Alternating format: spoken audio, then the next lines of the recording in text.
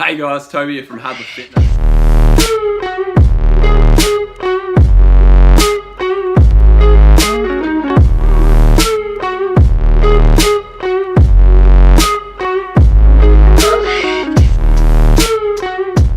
Alright, so what we're going to go through today is the three best supplements that I can recommend to you.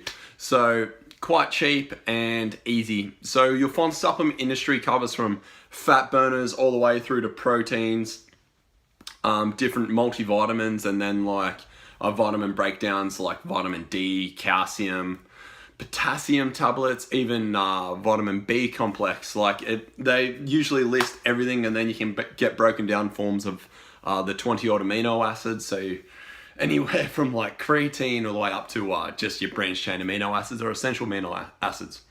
So one thing you have to understand about the fitness industry, it's a multi-billion-dollar industry. So people are in there to make money. So what you see on the front of the packet, say fat burner, shred fat, more effective than exercise by like 3 times, or just basic rubbish information like that. You have to understand that these companies may sponsor their own studies to produce so-called results, and they can base all their claims on one study. And that study sometimes isn't even published depending on where they manufacture the product. Australia's regulations in regards to publishing and all that kind of stuff is usually pretty good, so they have a tight lid on this kind of stuff. But in America and all that kind of stuff, it's a little bit by the wayside. So what we're going to go through today is fitness in 3 minutes. We're going to be talking about the 3 best supplements that I can recommend to you that's not going to break the bank and is quite easy. So first off, do you need supplements? No, you can get this through nutritional food, veggies, meat, all the good stuff. This is just the cherry on top to add that extra 1 to 2% to make a massive difference. All right, so number 1, protein. All right, so talking about protein, protons. So with protein, obviously, to build lean muscle, so this is specifically talking about muscle growth, you need to have an adequate amount of protein. So studies show the monsters in my head are scared of love.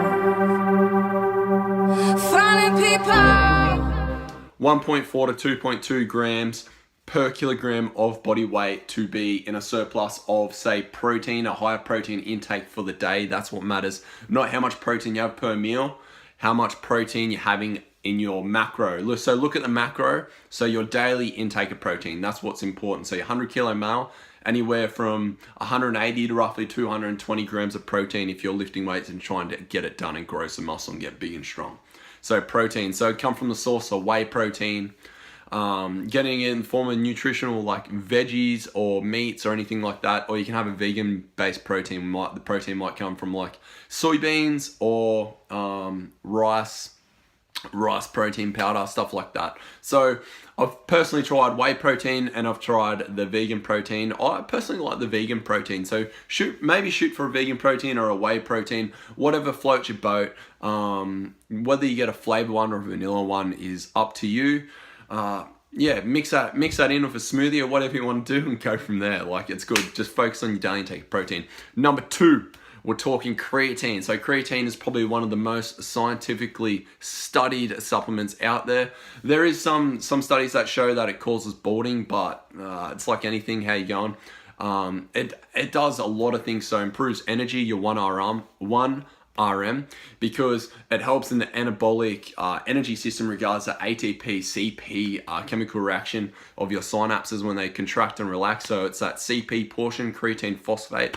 So your body doesn't produce a lot of creatine, let alone does it produce any at all. It comes in through your food intake. So having a surplus of that can cause a tiny little bit of water bloating, so you might hold a little bit more water because it's more energy for your cells. So given that, it's going to increase glycogen in your 1RM. So going from there, so creatine, and it's cheap as chips. Like it's cheap. It's probably the cheapest supplement. You get it from Costco. You can get it online from Vitamin King or whatever, wherever you buy supplements from. So give that a go.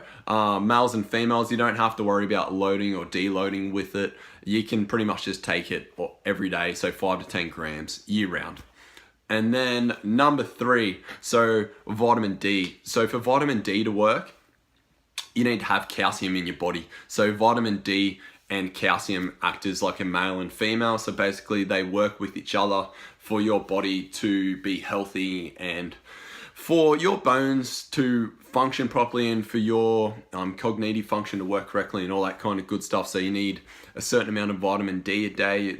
Studies show anywhere from 30 minutes or 1 hour of sunlight is adequate to get anywhere from 2,000 to 10,000 UI a day.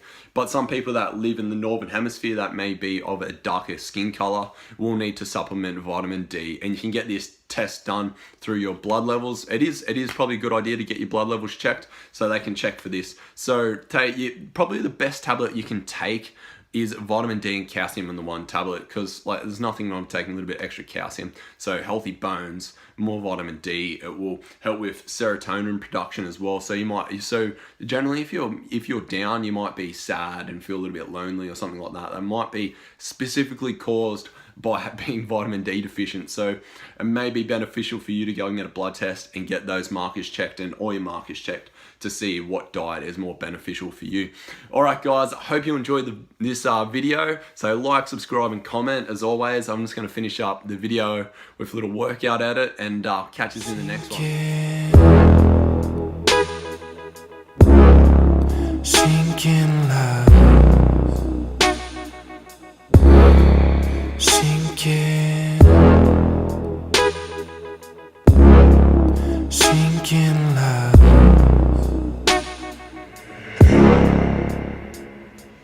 She's just that type of girl. She's just that type of girl.